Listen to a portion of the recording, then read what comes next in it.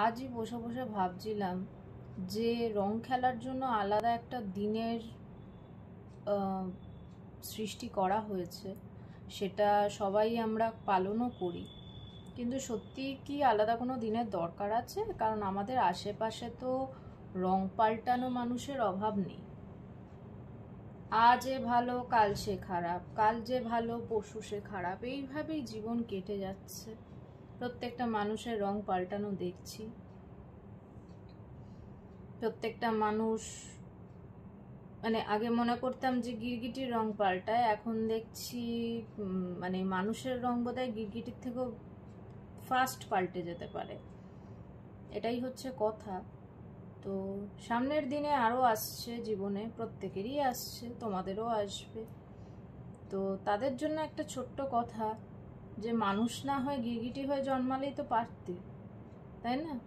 এত যে বেশি রং পাল্টাও, কিন্তু এত সুন্দর রং পাল্টি অভিনয় করো, কিন্তু লোককে বুঝতে দাও না তোমরা অনেক খাটতে পারো। এটা কিন্তু সত্যি কথা, তোমরা বিশাল খাটতে পারো। আজকে যদি আমিও একটু খাটতে পারতাম, আমিও তাহলে একটু গিরগিটির মতো রং পাল্টাতে পারতাম। আমরা কথায় বলি, এই তুই গিরগিটির মতো রং পাল্টাচ্ছিস।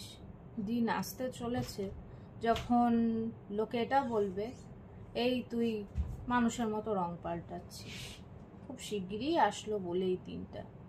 তো যাই হোক, মজা করে কথাটা বলছি ঠিকই, কিন্তু আশা করি সবাই এই জায়গাটা ফেস করেছো কম বেশি, যে মানুষের রং যেভাবে মানুষ পাল্টাচ্ছে, সবাই আমরা ভুক্তভোগী কম বেশি। তো তোমাদের কোনো স্টোরি থেকে থাকলে ডেফিনেটলি শেয়ার করো, শুনবো। আর আমারও যদি, আমার প্রচুর আছে গল্প এরকম। তো কোনো দিন যদি সময় পাই নিশ্চয়ই শেয়ার করব। আর এইসব মানুষজনকে একটুখানি এড়িয়ে চলার চেষ্টা করো, এটাই বলবো। সবাই সুস্থ থাকো, ভালো থাকো।